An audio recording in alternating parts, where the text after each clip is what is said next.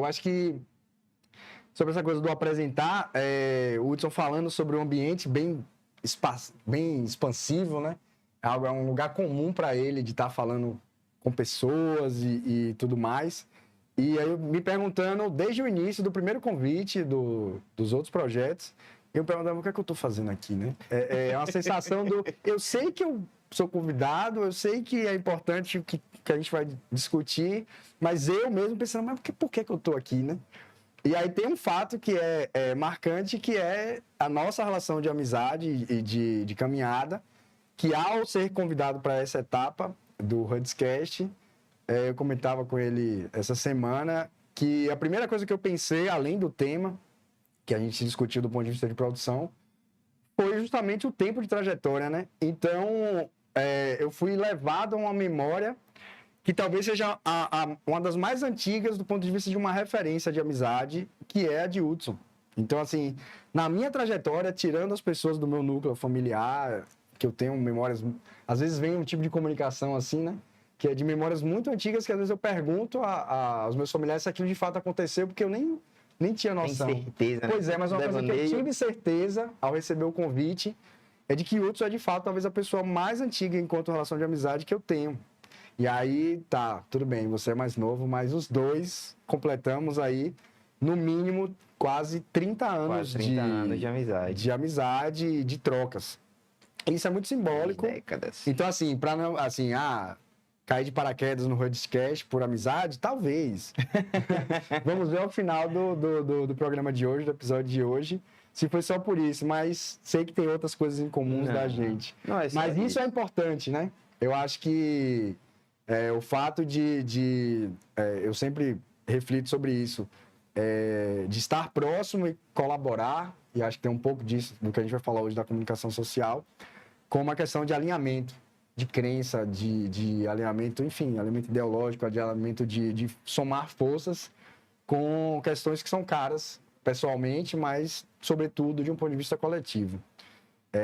E aí, falando disso, né, é de praxe essa questão do se apresentar. Então, eu sou Joaquim Neto, está bem espalhado nos cards, para quem já conhece a minha pessoa. Mas aqui no Hudscast hoje, estou como convidado de Joaquim Neto para falar de comunicação social.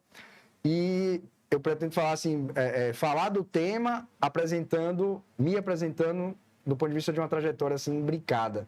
Ou seja, como a minha formação pessoal e profissional, cultural, sociocultural e etc., como ela talvez me deu elementos dessa tal comunicação social, né, para estar aqui hoje falando disso.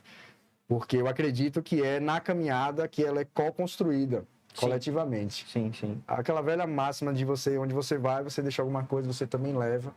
Então a gente não passa ileso das relações de maneira geral, né? Exatamente. E a gente também é um ponto que a gente até comentou, falando dessa ideia do tempo de trajetória da gente, da nossa relação. E a gente comentou que os dois, né? E aí talvez a minha mãe e a sua mãe também, as duas estejam assistindo. As duas estão assistindo. Normalmente as pessoas na discussão do episódio anterior, né, na televisão, diziam um beijo pra mãe, um beijo pra quem tá em casa. A gente já começa fazendo isso de prática, né? Um beijo mãe, um beijo vó, todo mundo aí. E... Um beijo pra vocês também. Pra não ficar, senão ela vai cobrar, né? Com certeza. Então, a gente refletiu o seguinte, falando Hudson, uma das coisas que era problema-solução da gente na infância é que nós éramos comunicadores. Comunicadores. Aí a gente já meio que deu vamos assim dizer, a gente deu uma outra roupagem para algo que era visto de uma maneira pejorativa e complicada. Exato. Porque, né, as reuniões de colégio, os dois era pataca. Inclusive porque eu acho que já tinha essa simbiose dos dois. Sim. Então, quando tinha uma reclamação de um, tinha do outro. Quase porque normalmente os dois estavam conversando juntos. Então, no momento que a gente estava comunicando coisas, temas randoms, né? Temas, não sei nem o que a gente poderia estar falando na época, mas a gente estava comunicando e aquilo para aquele momento escolar, onde nós nos conhecemos, né? No primário ali, aquilo era um problema.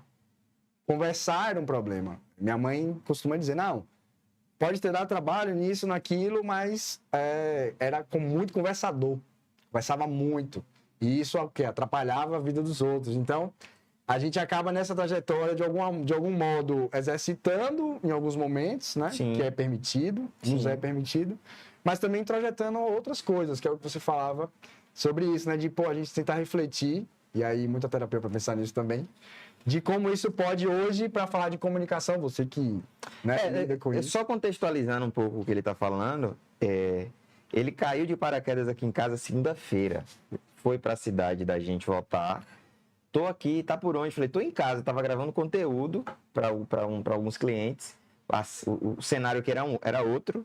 E ele, não, tô na rodoviária. Eu falei, não, vai, passa aqui. Ah, tô esperando tal pessoa. Espera aqui, que era o Kim, né? Espera aqui, dá o tempo. Acabou que entrou e a gente começou a conversar. Eu falei, não vamos falar desse assunto. Porque a gente ia conversar isso na quarta. Ah, conversava. Não, também não vamos falar desse assunto, porque eu quero conversar isso na quarta. Então a gente teve meio que um podcast podado, mas entre os assuntos que a gente conversou, a gente falou sobre isso. E eu já conversei em outros lugares. A habilidade de se comunicar é uma habilidade, mas ela só é notada como habilidade quando a gente é adulto. Isso. Mas por que não criança? Se a gente já tem, de fato, esse talento. E eu tô falando de habilidade, tô falando de comunicação, é uma habilidade isolada. Uhum. Mas a gente consegue perceber várias habilidades. Claro. Então, se o professor, e aí já faço um agradecimento aqui especial à minha alfabetizadora, professora Jacira, se de alguma forma esse podcast chegar até a senhora, muito obrigado. Que mesmo com toda a minha... o meu jeito extrovertido e talvez atrapalhando a aula da senhora, era só eu tentando expressar a minha habilidade, mas a senhora sempre com muito carinho. Me colocava de castigo, mas era com um jeito muito, muito educado. Eu lembro muito, muito claro, assim, ela falando assim, Hudson, você vai ter que ficar comigo até o final da aula para me ajudar a arrumar os cadernos, porque você conversa demais. Então, tudo bem, e ficava. Mas, assim, e não estou criticando a senhora de forma nenhuma, te agradeço por tudo. Mas imagina se hoje a gente consegue ter um olhar um pouco mais direcionado para essas habilidades desde a infância. Uhum.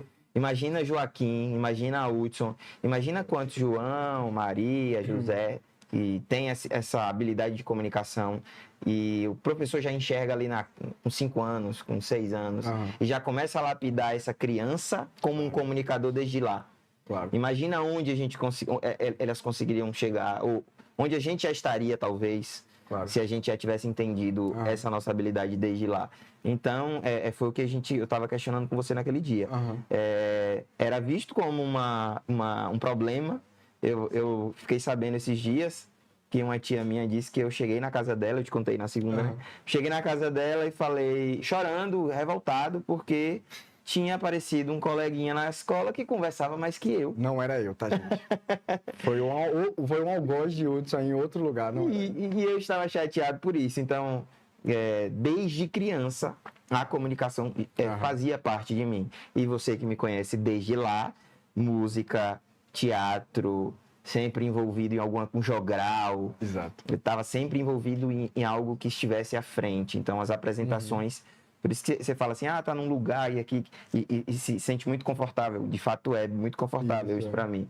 Então, eu já enxergava isso como habilidade e você também sempre teve esse talento.